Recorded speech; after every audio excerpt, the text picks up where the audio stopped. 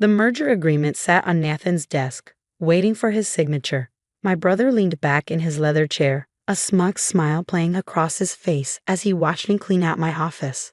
"You know, Alexandra," he said, examining his Rolex, "if you just listened to me from the start, none of this would have happened. Tech companies need strong leadership. Being nice doesn't cut it." I continued packing my belongings, careful not to let him see my hands shaking. After 5 years of building my software company from the ground up, watching it crumble because of his deliberate sabotage was almost unbearable. "Nothing to say," he chuckled. "That's new. Usually you're full of ideas about workplace culture and employee satisfaction. Fat lot of good that did you when your top developers jumped ship to join me." He wasn't wrong about that. Nathan had systematically poached my best people, offering them ridiculous salaries and stock options that my smaller company couldn't match. But what really hurt was how he'd done it. Using information he gathered during our weekly family dinners when I trustingly shared my concerns about cash flow and expansion plans. "Just sign the papers, Nathan," I said, keeping my voice steady. "You've won. Isn't that enough?" He picked up the pen, still smirking. "You know what Dad always said? There's no room for sentiment in business.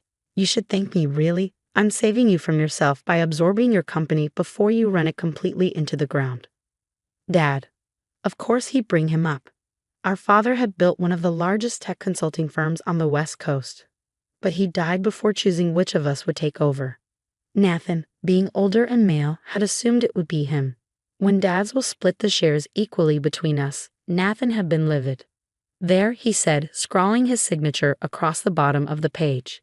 "Now you can go start a charity or whatever it is bleeding hearts like you do." If he hadn't been so focused on his victory, he might have noticed something odd about the documents. Might have questioned why my lawyer had insisted on using her own paperwork rather than his. Might have wondered why I'd given in so easily to his hostile takeover. But Nathan had always underestimated me. Just like he'd underestimated our father's foresight, I picked up the signed papers, tucking them carefully into my briefcase. "Goodbye, Nathan. I'm sure Dad would be proud of how you've handled things." His smile faltered slightly at that, but he recovered quickly. "Don't be bitter, Alex. It's just business." Just business. That's what he'd said when he'd started spreading rumors about my company's stability to our clients. What he repeated when he convinced our biggest investor to pull out, creating a cash crisis that forced me to lay off half my staff. I walked out of his office, past the rows of developers who used to work for me, through the lobby with its pretentious modern art. In the elevator, I finally allowed myself a small smile. Nathan thought he'd destroyed me, but he hadn't read Dad's will as carefully as I had. Hadn't noticed the clause about majority control requiring both siblings' active involvement in the industry. Hadn't realized that by forcing me out, he triggered a provision that would redistribute voting shares. By tomorrow morning, the board would receive notice that I now controlled 60% of our father's company, including the subsidiary that had just absorbed my smaller firm. My phone buzzed. A text from Maria, my lawyer. "Papers filed. Board meeting scheduled for 9 a.m. Everything ready?" "Yes," I replied. Nathan signed without reading, too busy gloating. I stepped out into the San Francisco sunshine, feeling lighter than I had in months. Nathan had taught me a valuable lesson about business, just not the one he thought he was teaching. The real lesson was about patience, about playing the long game, about letting your opponent think they've won while you position your pieces for checkmate. My next stop was a small tech startup across town. One that Nathan didn't know about. One filled with loyal former employees who'd left my company with my blessing, carrying with them the core of our most innovative project. "How'd it go?" Jake, my former lead developer, asked as I walked in. I handed him a USB drive. "The merger's complete. Start implementing the integration protocol. By this time tomorrow, Nathan's entire system will be running on our architecture." Jake grinned. "He still thinks we're building a social media app." "That's what all the paperwork shows," I confirmed. He was too busy destroying my company to notice what we were really developing. The truth was, while Nathan had been focused on hostile takeovers and corporate raids, my team and I had been creating something revolutionary. A blockchain-based security system that would make our father's old consulting business look prehistoric. I sat down at my workstation. fingers flying across the keyboard as I began the final phase of our plan. On screen, lines of code scrolled past. The foundation of a new kind of company, one built on collaboration rather than competition. Nathan thought he'd written the last chapter of our story. He was wrong. This was just the beginning. The next morning, I arrived at the board meeting early, taking my seat at the far end of the conference table. One by one, the board members filed in, followed by Nathan, who barely glanced in my direction. Before we begin, I said as Nathan opened his mouth to speak, there are some ownership changes that need to be addressed. I nodded to Maria, who began distributing documents to each board member. Nathan's face darkened as he scanned the first page. "What is this?" he demanded, his voice rising. "These numbers can't be right." "They're quite accurate," Maria replied calmly. "According to your father's will, if either sibling is forced out of active industry participation, their shares in the parent company are automatically redistributed. By orchestrating the hostile takeover of Miss Carter's company, he triggered that clause." The blood drained from Nathan's face as he flipped through the pages.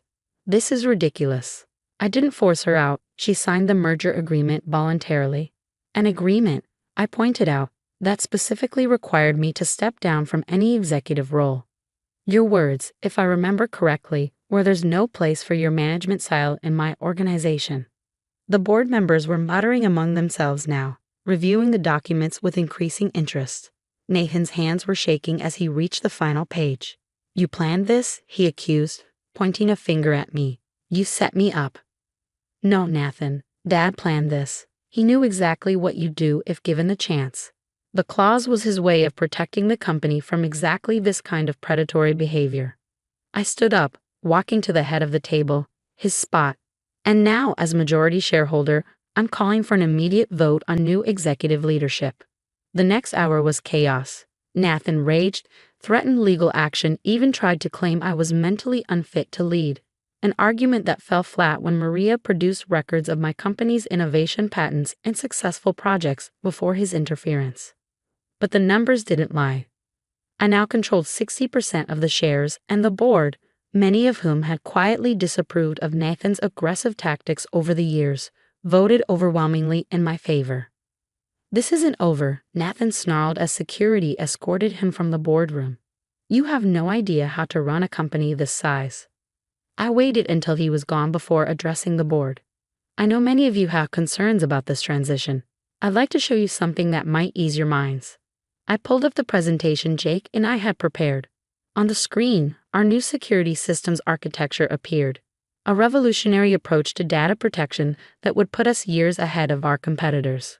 While my brother was focused on hostile takeovers, I explained, my team and I were developing this.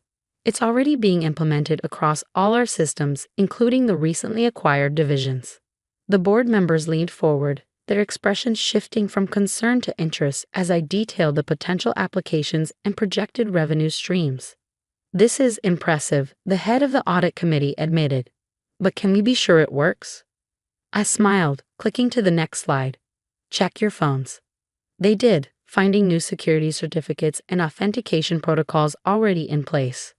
The system had been integrating seamlessly since Nathan signed those merger documents, spreading through the company's network like a benevolent virus. "Everything you see here was developed by my failed company," I said quietly, "the same one my brother was so eager to destroy. The question isn't whether I can run this company. It's whether we can afford to continue with leadership that puts personal vendettas above innovation." By the end of the day, Nathan's personal effects had been cleared from the CEO's office. I stood at the window, looking out over the San Francisco skyline, remembering all the times he dismissed my ideas, belittled my achievements, assumed his way was the only way. My phone buzzed. A text from our mother. Nathan told me what happened. "How could you do this to your own brother?" I didn't reply. She'd always favored Nathan, excused his behavior, blamed me for any conflict between us. That wouldn't change, and I'd made my peace with it. Instead, I called Jake. "How's the integration going?" "Perfectly," he reported. "Nathan's entire infrastructure is now running on our platform. He probably won't even notice until he tries to access the admin controls. And the backup copies of our code, already distributed to secure locations. Even if he somehow gets back in, he can't undo what we've done." I sat down at what had been Nathan's desk, running my fingers over the smooth mahogany surface. Send out the all-staff email. I want everyone to understand what's changing and what isn't. Because unlike Nathan, I didn't believe in ruling through fear. The company would transform, but not through hostile takeovers and forced mergers. We would grow through innovation, collaboration, and respect for every employee's contribution. That evening, as I prepared to leave the office, I found a photo I hadn't seen in years. It showed Nathan and me as children, standing in this very office with our father. We were both smiling, both full of dreams about following in his footsteps. I wondered what that little girl would think of me now. Would she understand that sometimes protecting what matters means making hard choices? That sometimes the only way to stop a bully is to beat them at their own game. I placed the photo in my desk drawer. The past was done. Tomorrow would bring new challenges, new opportunities to prove that success doesn't have to come at the expense of ethics. Nathan had taught me that lesson, just not in the way he'd intended. The following weeks brought changes no one expected. Nathan, rather than admitting defeat, launched a calculated counterattack. He reached out to every major client, every investor, trying to undermine my leadership, but he found a different company than the one he'd left behind. Our new security system had already impressed the biggest players in Silicon Valley. 3 major tech firms reached out about licensing agreements within the first month. The stock price soared as news of our innovation spread. But Nathan had one last card to play.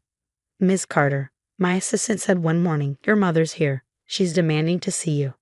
I looked up from my computer to see Mom striding into my office, Nathan close behind her. She carried a folder I recognized. Dad's old medical records. "This has gone far enough," she announced, slapping the folder on my desk. "Your father wasn't in his right mind when he wrote that will. We have proof." I opened the folder calmly. Inside were Dad's neurologist reports from his final months. Nathan had highlighted certain phrases: early cognitive decline, possible impairment in judgment. "You really want to do this?" I asked, looking between them.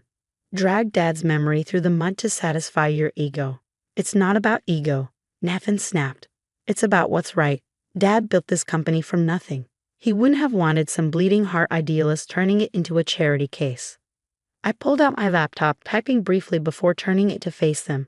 On screen was a video. Dad, in his study, recorded just weeks before his death.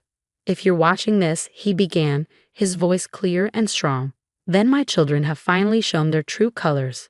Nathan, your sister isn't the weak link you think she is. Alexandra, your brother isn't the leader he pretends to be. I split the company because neither of you was ready to run it alone." Mom sank into a chair, her face pale. Nathan remained standing, his fists clenched. "The redistribution clause wasn't about punishment," Dad continued. "It was about protection. For the company, for our employees, and for both of you. Whoever's watching this now has proven they understand what real leadership means." The video ended. The silence in the office was deafening. "He knew," I said softly.